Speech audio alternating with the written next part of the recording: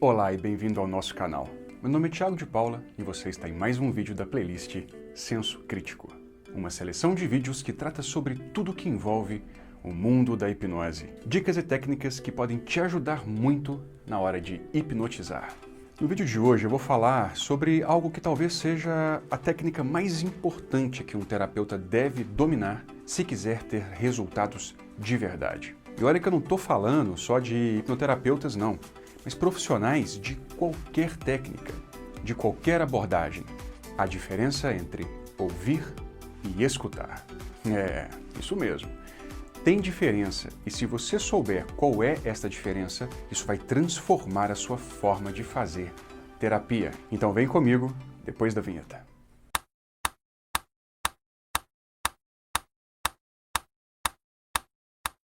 Muito se fala sobre técnicas e abordagens. As pessoas começam a se especializar nas mais diversas técnicas de terapia e aí parece que estamos falando de futebol.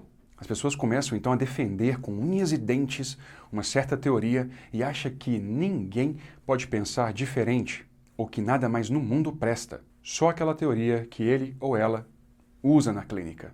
Isso acontece em todas as áreas. O psicólogo que trabalha com a psicanálise, por exemplo, se fecha completamente para qualquer outra linha teórica e acha que só Freud estava certo no mundo. Já os da terapia cognitivo-comportamental, por exemplo, acham os psicanalistas malucos e que o inconsciente de Freud é uma piração. E assim por diante. Claro que não são todos, mas isso é algo bem comum. Na hipnose é a mesma coisa.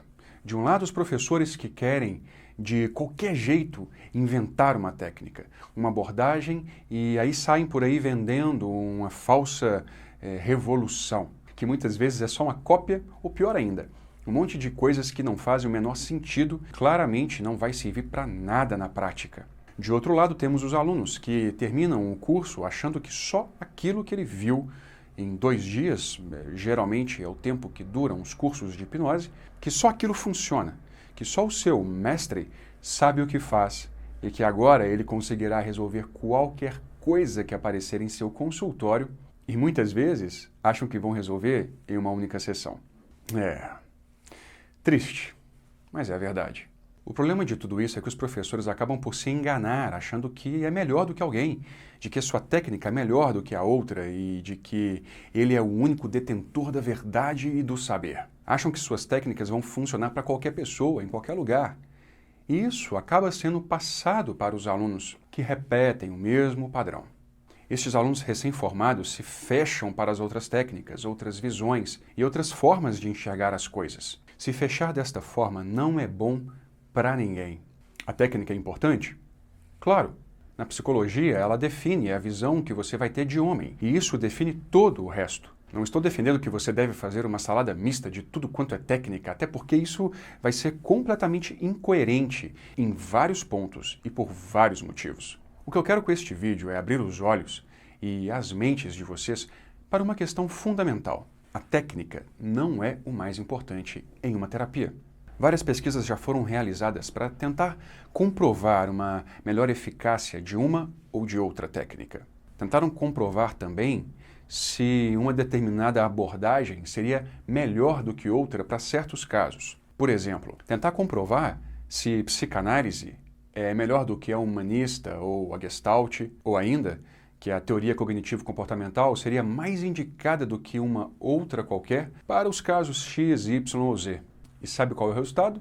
Inconclusivo. Não existe nada que mostre que isso seja verdade. Não existe uma técnica melhor do que a outra ou mais indicada para um caso específico por si só. Não é só a técnica que faz a diferença. O que seria então que define o resultado ou não resultado em uma terapia? A resposta? Uma série de fatores. Primeiro que o sucesso ou não de uma terapia depende do profissional que está aplicando a técnica.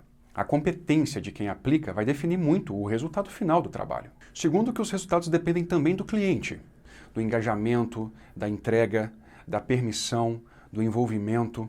Depende também das relações deste cliente em sua família, nos grupos que frequenta socialmente. Às vezes o problema está justamente nisso. E aí não tem técnica no mundo que resolve se os vínculos, se as relações não mudarem. Depende também da saúde psíquica e dos recursos individuais de cada cliente, de cada pessoa. Além de tudo isso, o resultado em terapia depende também da relação que se cria entre o terapeuta e o cliente. E isso é fundamental, é muito importante. Para ficar claro, vou colocar em porcentagens. 40% da melhora está ligada a fatores extraterapêuticos. Basicamente, tudo que o cliente faz ou os grupos que ele frequenta enquanto não está na terapia. Depende, esses 40%, do suporte ou não que o seu cliente vai ter para melhorar de fato e sustentar essas melhoras. 30% da melhoria está ligado à qualidade da relação entre terapeuta e cliente. Isso não tem nada a ver com a técnica usada, mas com todo o resto. 15% da melhora está ligada às expectativas, ao efeito placebo, ao engajamento do cliente, ao cliente acreditar que você e que a sua técnica poderá ajudá-lo de alguma forma no processo.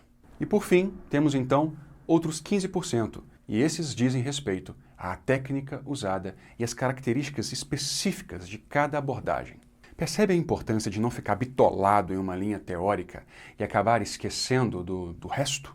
Esquecendo do relacionamento, esquecendo do cliente, da pessoa que está ali na sua frente. Quando focamos demais na técnica e começamos a nos fechar para o resto, acabamos nos apegando a apenas 15% de chances de resultados. Ou melhor dizendo, estamos deixando de lado 85% de outras coisas que poderiam estar sendo usadas ao nosso favor, em favor do processo, em favor da melhora, em favor do cliente. E é por isso que eu sempre digo aos meus alunos que aprendam tudo o que passamos em nossos cursos, que pratiquem muito as induções, sugestões, ressignificações, mas que pratique muito, que pratique o relacionamento, que pratique atender, estar com o cliente, ouvir o cliente e, mais do que isso, escutar. Chegamos então ao tema específico deste vídeo, escutar o paciente. Ouvir, todo mundo que tem o sistema auditivo em funcionamento e um mínimo de atenção consegue fazer, mas escutar é outra coisa, bem diferente. Uma escuta de qualidade exige um esforço, uma tentativa constante de estar genuinamente presente, atento ao cliente, prestando atenção na comunicação verbal e não verbal dele, e atento para o que está sendo dito nas entrelinhas, na parte mais profunda da cognição do seu cliente. Escutar é um movimento constante na tentativa de se colocar no lugar do outro, sentir o que o outro sente, ver o mundo com os olhos do outro, sem julgar ou criticar, sem se prender aos seus pressupostos, aos seus preconceitos e mapas de mundo. Tudo isso pode ser chamado de rapport, o mais verdadeiro e genuíno rapport. E isso, como eu disse, é uma constante tentativa. Tentativa porque é impossível sentir o que o outro sente, pois isso depende das experiências, das interpretações de cada um. E isso é único. Não existe sequer uma interpretação igual à outra. Mesmo que sejamos quase 8 bilhões de pessoas no mundo, não existem percepções idênticas. Logo, o que podemos e devemos fazer é esta genuína tentativa, este movimento de se colocar no lugar do outro e receber, sem crítica, o sofrimento do seu cliente. Escutar é, então, um ouvir ativamente, onde você está com toda a sua atenção para compreender de todas as formas possíveis o que está sendo dito, ou, em algumas vezes, o que não está sendo dito. E isso faz toda a diferença. Primeiro que se você escutar verdadeiramente, saberá o que o seu cliente precisa, e não o que você acha que ele precisa. Segundo, que se você escutar verdadeiramente, fará as intervenções que o seu cliente precisa, e não as que você acha que ele precisa, ou acha que vai funcionar. Terceiro, que se você escutar verdadeiramente, este simples ato de acolher o sofrimento genuíno já será terapêutico e estará corroborando para os seus bons resultados na clínica. Então, dê menos importância às técnicas que você usa, deixando sobrar espaço para a escuta qualificada, para as dinâmicas presentes nas relações entre você e o seu cliente. E mais uma vez eu gostaria de citar aqui o grande Jung, eu já falei dessa frase algumas vezes, mas cabe demais nesse momento. Saiba todas as técnicas e domine todas as teorias, mas na hora de cruzar uma alma humana, seja apenas outra alma humana. Algo do tipo. Eu espero então que tenha gostado deste vídeo. Deixe sua curtida, porque ajuda muito o canal e ajuda a gente a continuar produzindo conteúdo de qualidade. Compartilha com pelo menos um amigo. Vai lá no Facebook, compartilha na sua página, vai lá no seu Instagram, compartilha, ajuda a gente a difundir a boa prática da hipnose. Comente com as suas dúvidas, críticas e verifique aí se está inscrito no canal. Se não tiver, clique aí no botão de inscrever-se para não perder os próximos vídeos. Siga-nos nas redes sociais para participar das promoções que sempre fazemos por lá para os nossos cursos. Quem sabe você ganha aí um curso completo de formação em hipnose na faixa 0800. Vídeos novos todas as terças e quintas. Nas terças, vídeos sobre os bastidores de Douglas e Thiago. Nas quintas, vídeos clássicos do canal, com tudo sobre hipnose e desenvolvimento mental. Sempre às 18h30. Até a próxima. Durma.